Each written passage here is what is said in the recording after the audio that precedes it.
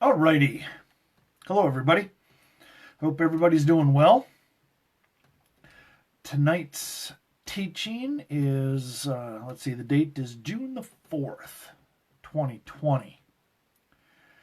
The title is Parental Liability. Oh, man. We had a great discussion yesterday. And I was looking at that, using that, as the foundation for the teaching tonight. And we were really struggling with all the things that are going on in the world right now. Just this chaotic happenings and all the rioting and the looting and all of that. Before I really get going on here, though, you guys that watch this, that listen to this,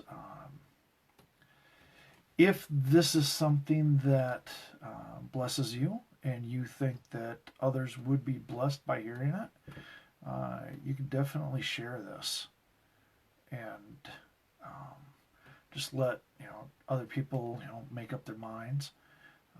I would be encouraged by that for sure. So share away.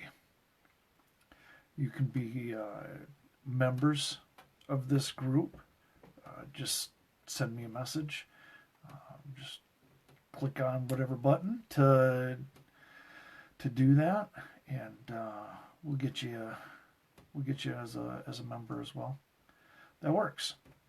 So, getting back to the teaching for tonight, I was looking at figuring out what tonight was going to look like based on our conversation yesterday on that we have at our home, dealing with how can somebody be held accountable for hurting somebody else and we still love them. And it went a lot of different great places.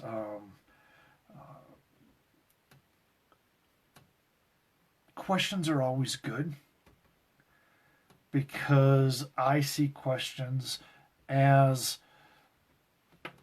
you hearing a statement, you hearing a thought or an idea, and you're attempting to take that which is different than what you have, and the questions are you trying to figure out if this new thought, this new idea is something that you can embrace or reject. I want to know more about it so then I can whatever, right? And so questions are good.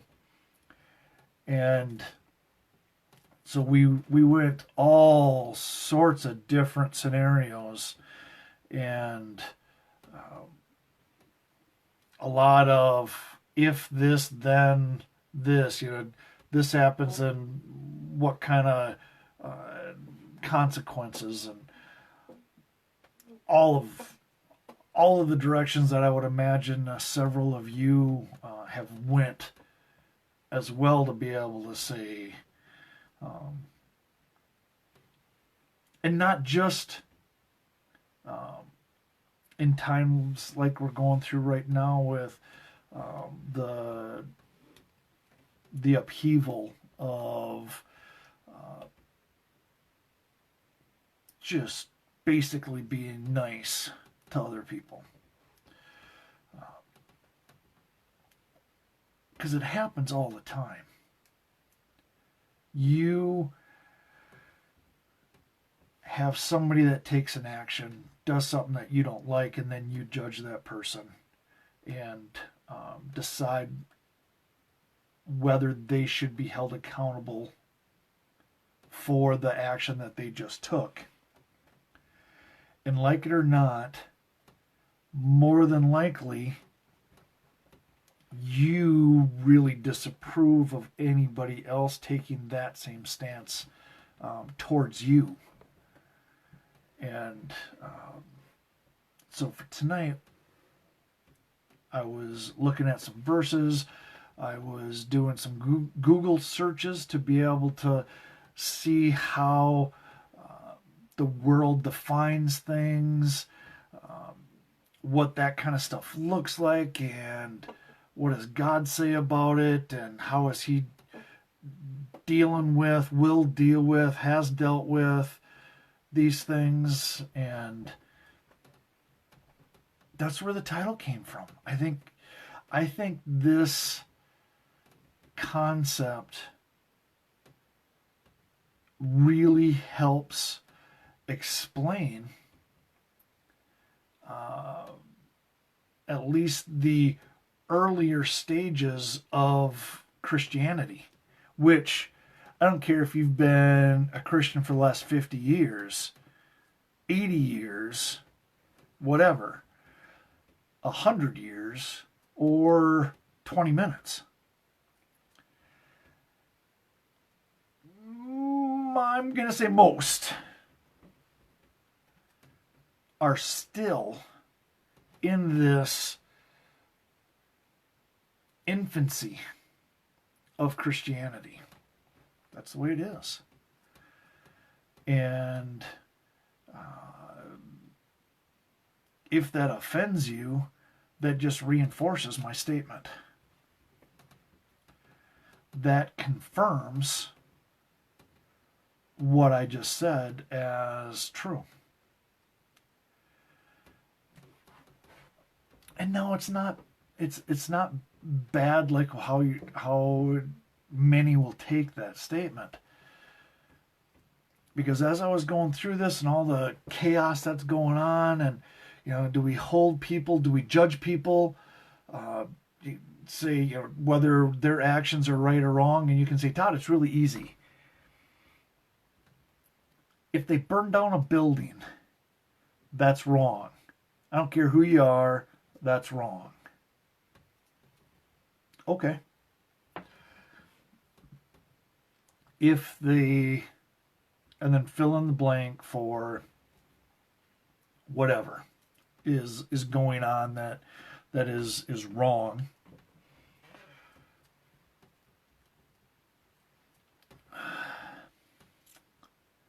And there should be, what is our response to that wrong?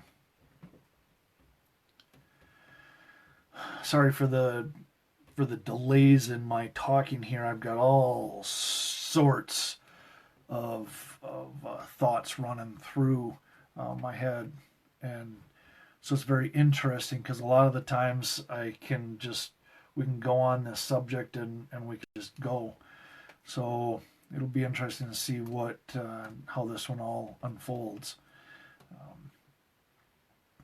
I know that it's a lot better in life if we have an understanding of our foundation, if we can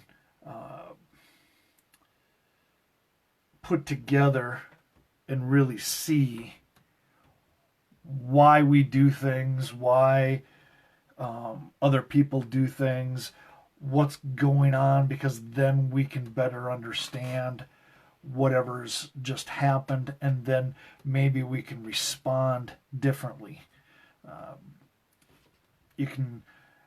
I'm guessing you could come up with a scenario that you could say, if I would have known why this person did this, my response to them would have been different.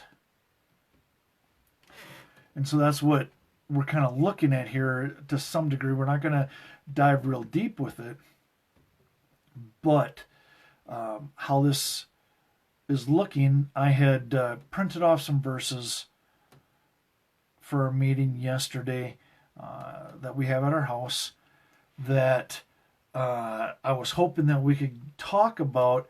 Can we love somebody and still hold them accountable for doing things to harming other people?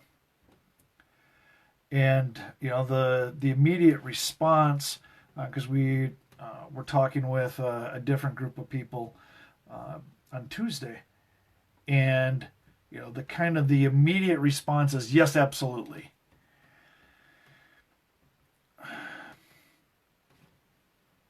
And I think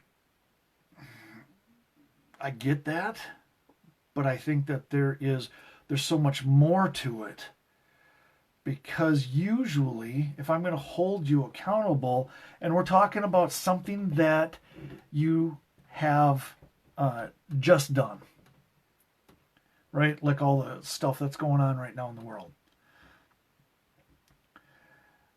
Should that person be held accountable? Which, what we're saying is, can we judge that person guilty of doing something wrong? And should then the punishment be swiftly carried out? The challenge is that we all have our own understanding. We have our own definition of swiftly and what punishment should be handed out.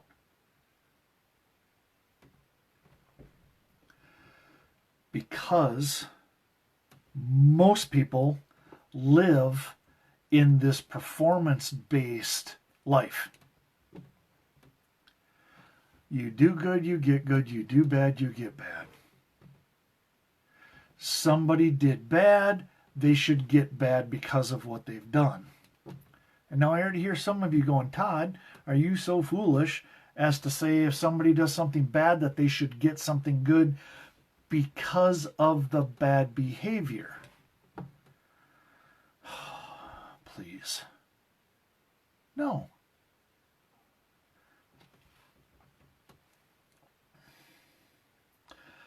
I'm saying, kind of in a nutshell, a person deserves to have good in their life because of the bad that was done to Christ. Their belief in who Christ is and what he's done, having that foundation of God so loved the world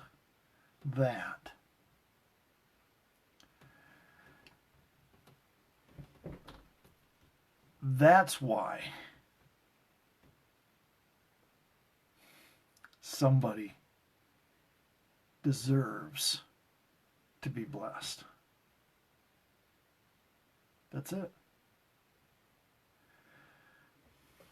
So now, should this person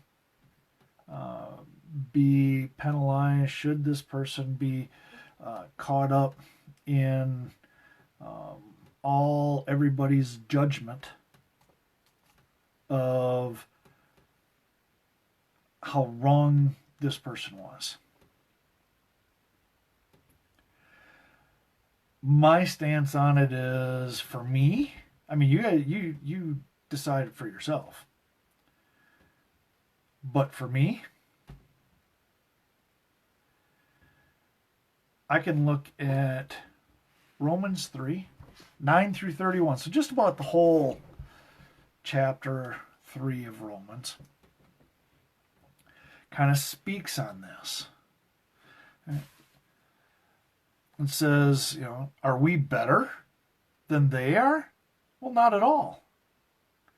For we have already charged that both the Jews and the Greeks, so in today's world in Christianity, we would say the believer and the non-believer, we could easily put those two in, are all under sin. As it is written, there is none righteous, not even one. There's no one who understands. There's no one who seeks God. For all have turned aside. Together they have become useless. There is none who does good. There's not even one. And so that's kind of wow, right? We skip down a little bit and it says, now we know that whatever the law says, now catch this, whatever the law says, it speaks to those who are under that law, right? We're in the U.S. I'm in the state of Wisconsin. We could go to Michigan. There's some rules there that I don't have to pay any attention to being in Wisconsin. Some of those Michigan rules are for those people who live in Michigan. Minnesota, same way. Illinois, right? The law, it speaks to those who are under the law.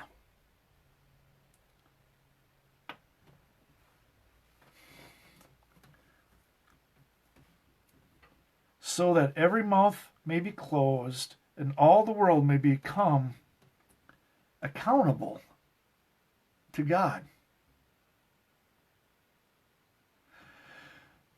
Now, if you don't believe in God, maybe you're somebody that's struggling with that has a challenge with it, not really believing that there really is a God. So, okay. We can talk about that another time. I'm going with the fact that there is God. God's real.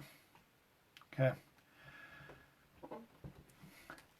My stance is being accountable to other people is a far cry less important standard for me than the fact that I'm accountable to God. If you want to rank those two, there should even be a list of 2 to rank.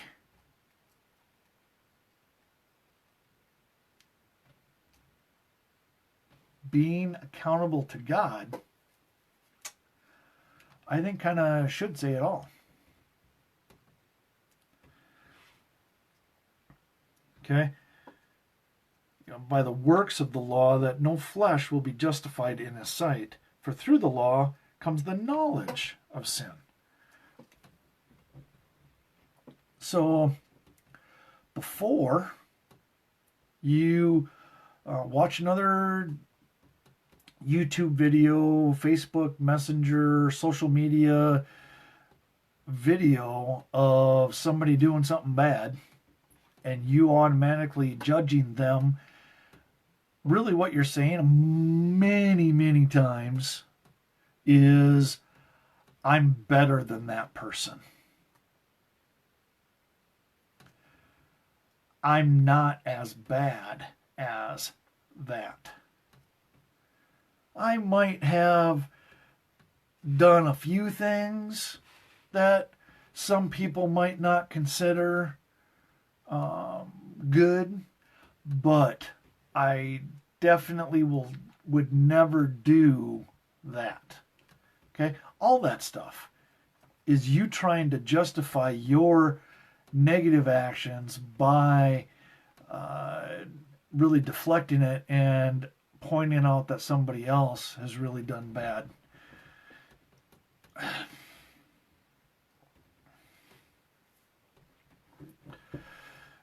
It's just not a good idea to do that. Okay?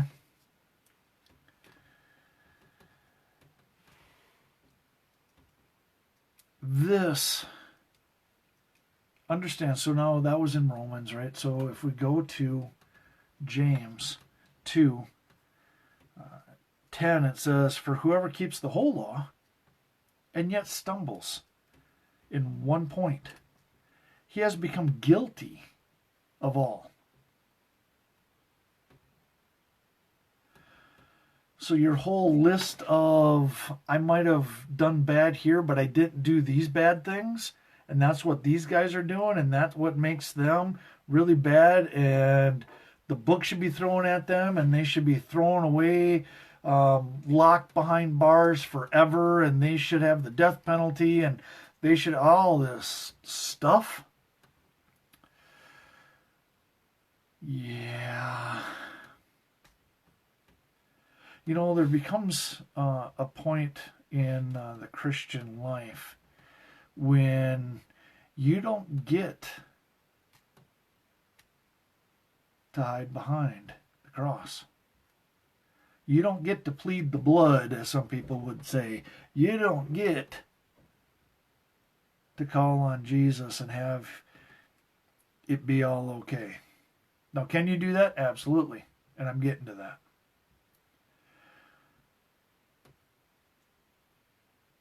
But it is not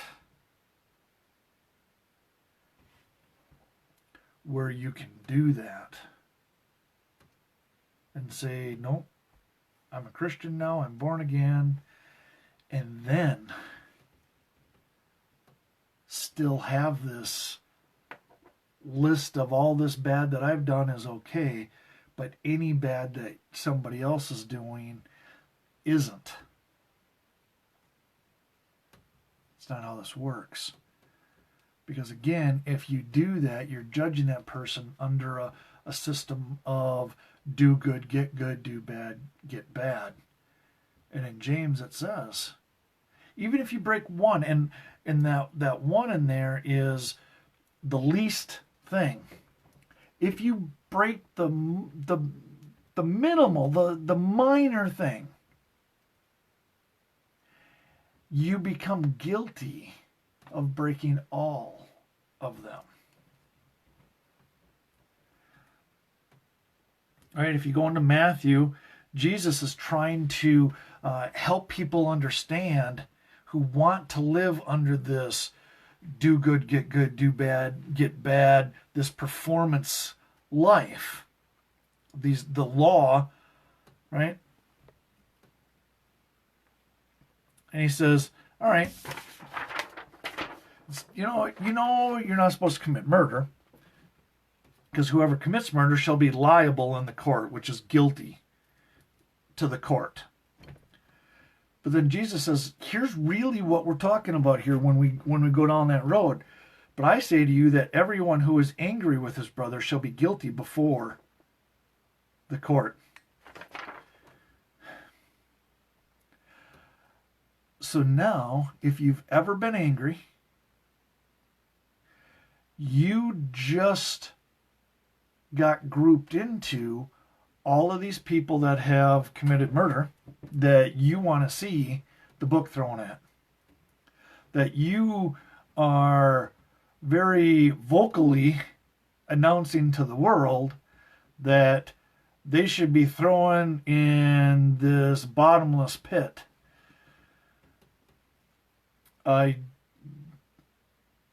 You're pronouncing this sentence to yourself.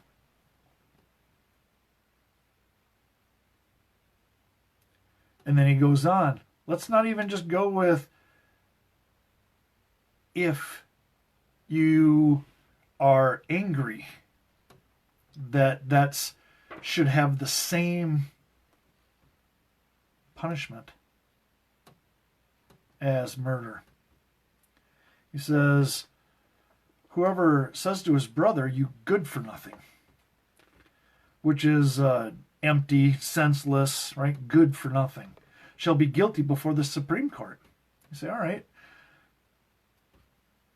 we might be able to add a few more people into that. And then he says, and whoever says you fool or stupid blockhead, right, fool, shall be guilty enough to go into the fiery hell.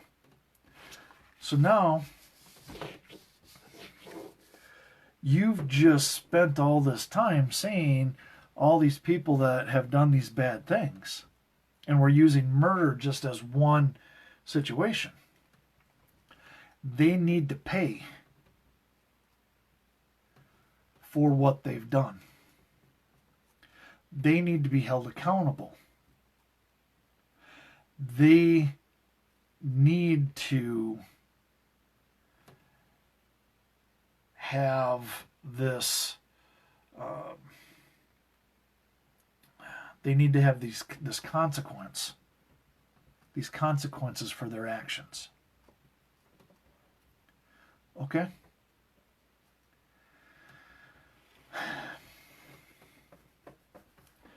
Now here's where the title of this one comes in.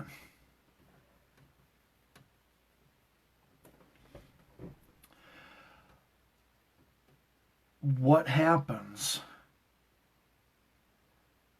if this bad thing that's done is done by a minor?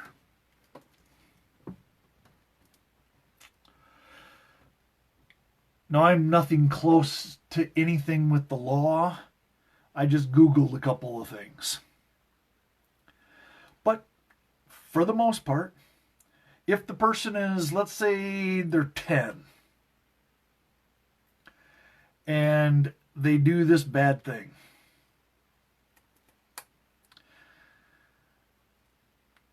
who is held accountable for that? Thus the name of this teaching. There's a parental liability. Right? If the 10-year-old comes over and throws a rock through my window, I can sue their parents and make their parents pay. So I can give the consequences for the 10-year-old's actions to the parent. And in the world, that's justified. That's acceptable. Because in our minds, somebody has to pay. If I can't get it out of the 10-year-old, he should have known better, she should have known better. The parents need to be held accountable for their 10-year-old, for their child. Now, I didn't look at it enough to see if that could also mean jail time. I don't know. But if somebody damages my car and I find out that it's some 13-year-old, I can go after that person's parents for damages because they harmed me and somebody needs to pay. Somebody has to be held responsible. Somebody needs to be held accountable for that harm that was done. And in our society, the minor probably won't. Legally, I can go after the parents, the legal guardians of the minor, and they can be held liable. They can be held responsible. They are held accountable for their child's actions. Now, hopefully, I hope that you see where I'm going with this. Because when I got this today, I was like, wow! This makes perfect sense to me. This, to me, helps understand Christianity. The thinking with this, I was like, oh, well, yeah, this makes sense.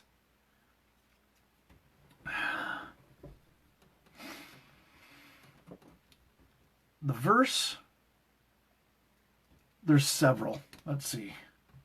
If we look at, not a real hard, fast count here, but looks like there's 26 verses just in the New Testament that talk about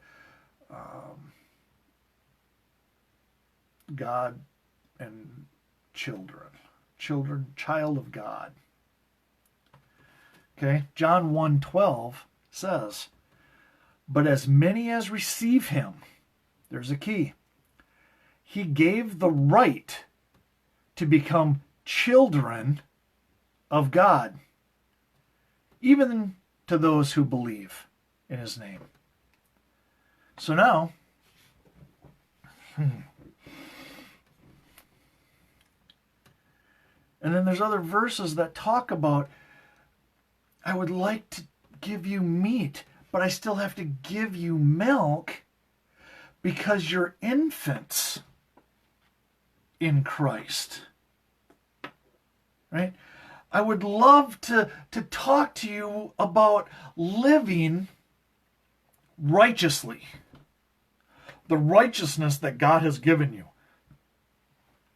But I can't, because you're still infants in Christ.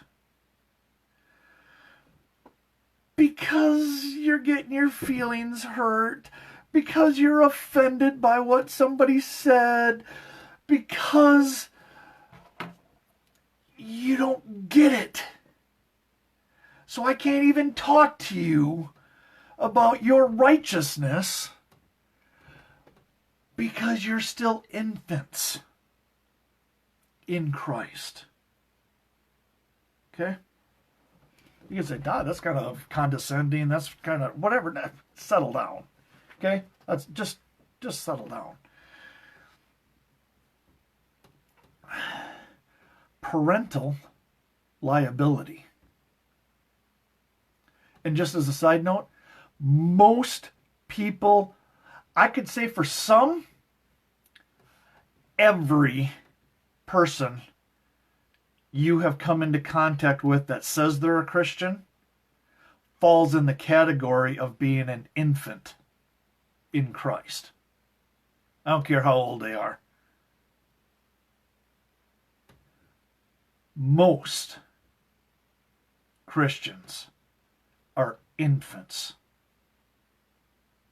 in Christ. So this really applies to them. Right? It applies to all of us that we get to live this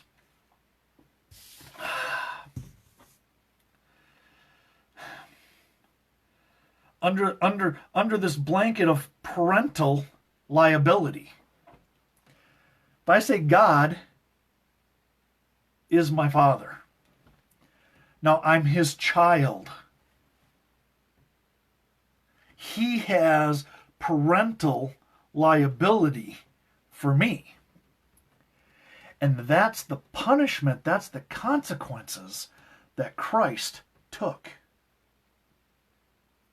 So now when we're screaming and yelling and saying somebody needs to be held responsible, because really if you look at a lot of the stuff that's going on right now, it looks to me a lot like tantrums, a temper tantrum. Somebody didn't get their way. Somebody wants to get their way. And it's not going fast enough for them. It's not being done the way that they would want it done if they were in charge. But there is no way they would ever be in charge, because that means that they would also have to take responsibility for being in charge. And there is zero chance that they would do that. And so you have this child mentality, this spoiled child mentality of, I don't want to live under any rules. You say, well, Todd, isn't that what Christianity is? No, it's not. You live under the law of performance, or you live under the law of liberty, which has freedom and love.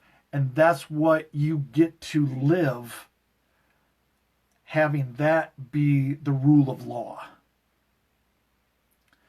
Now, when I interact with you in life, I know that I cannot pull any freedom from you and still be living like I should be. I know that when I interact with you, I should be treating you with love. And that 1 Corinthians 13 definition of love and what it says in 1 John about love. Right? But the consequences have been paid. They are dealt with. Somebody took the consequences. And the more we get that, and the more we understand this, then the less the world is going to be so negative and so crazy towards other people. Because now you start interacting with them from this foundation, this rule of law of love. So now if you're acting up, acting in a way that is not who you are, even if that's how you've always acted, now we can come in and be able to say, man, you must really be hurting. Wow. There's been a lot of people that have really hurt you in your life. Oh, man, some of the teaching, some of the distorted ways that you were taught how to deal with things, the definitions that you have been instructed on in life is so sad. Because there's just no life in that. When you define this thing as that, nobody gets life. There's only death on both sides of it. Here, if you allow me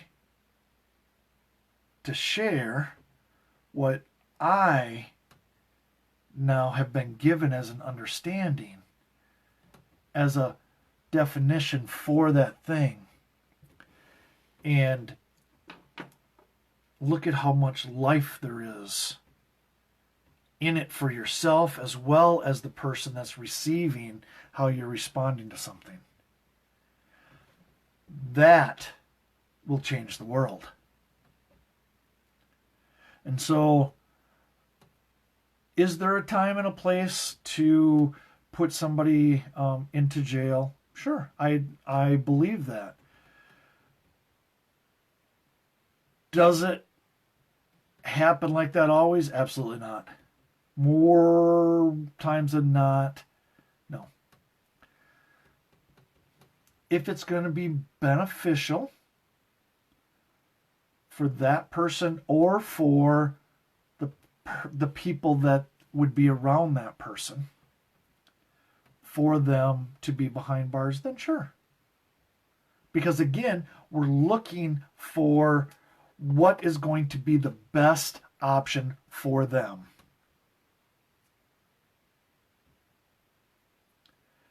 And then we can go from there. Can this be applied in every absolute situation? Maybe. I haven't tried to apply it to every situation. All I know is that this is a good place to start.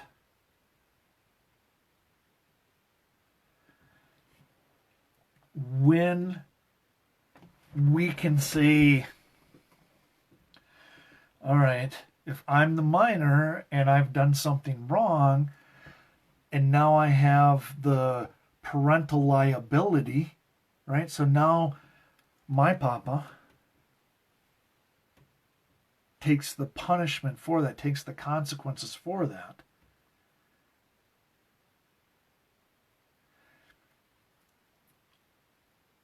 It doesn't have to spoil me and say I can get away with anything. When I have my relationship with God, then I can better understand what's going on and who I am, And that may very well change how I see myself and how I see the world. And then that may very well change what I do. But it's not a absolute. It doesn't have to change me.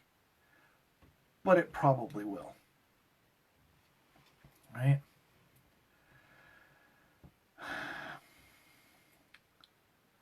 Hopefully I'm conveying what this is. This isn't a scapegoat. This isn't a free pass. This isn't a get out of jail card. It is a way to be able to understand one aspect of being a Christian. There's a parental liability for the actions of the minor. You can say, well, Todd, I'm 60 years old. I'm no minor. I've been a Christian for 70 years. I'm not a minor. No, you don't get to apply your age like that to this. What you would do is, it's much more of, if you could put a scale to your understanding of who God is.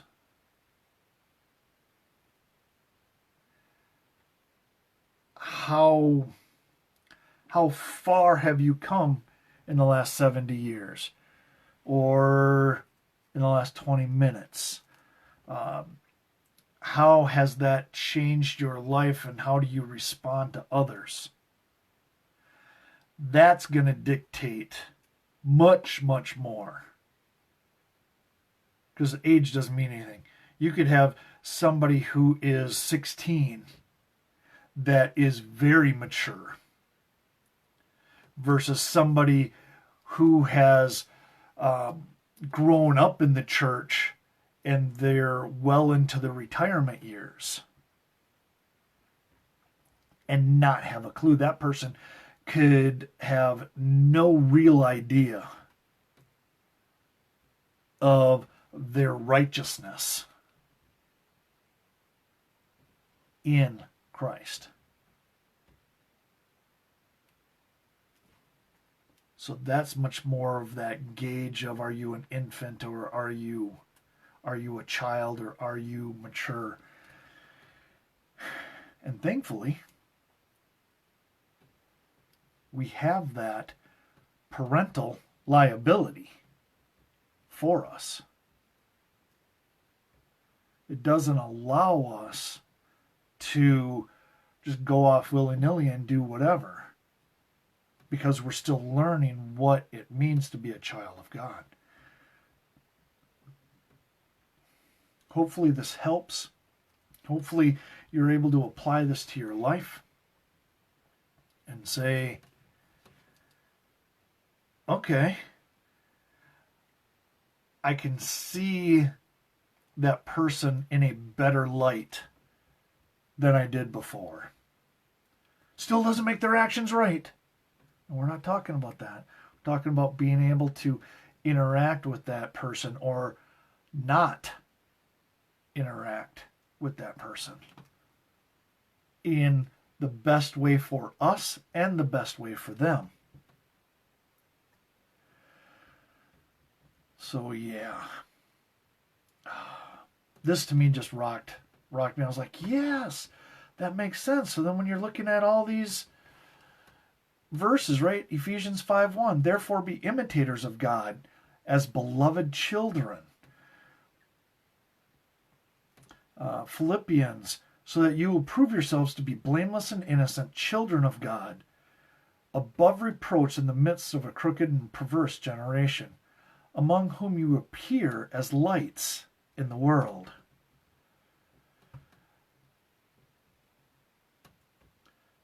1 John 3, see how great a love the Father has bestowed on us, that we would be called children of God.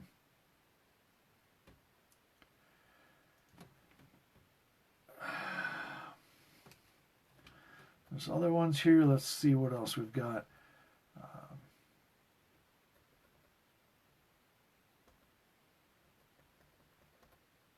Yeah. Good stuff. Hopefully this has been an encouragement for you, because you could really be getting down in the dumps with all of the stuff that's happening, really questioning everything, human beings individually and collectively and all of that. Hopefully this will help you to get to see them in a different light, in a better light, and see yourself in a better light. Because remember, we all have fallen short. And you didn't pick yourself up out of it. The fact that you're out of it, out of the darkness, out of the muck and mire, out of the ugly, is because of what was done for you. The parental liability that took place. What was the consequences that were delivered, that were rightfully yours, that your parent, that your legal guardian took for you, so that you could live an abundant life. Alrighty. Well, hopefully we'll see you at our home next Wednesday at 7 o'clock and be able to enjoy that conversation wherever that trip takes us. If not, I'll be back here on Thursday and we'll do another teaching to be able to get this foundation so that we can live this free life that we've been given. And it's not free to destroy others and to destroy ourselves. It's to live this abundant life, to be able to spread joy and receive joy and have good and give good, and this great and wonderful life. Thanks everybody for tuning in. Bye now.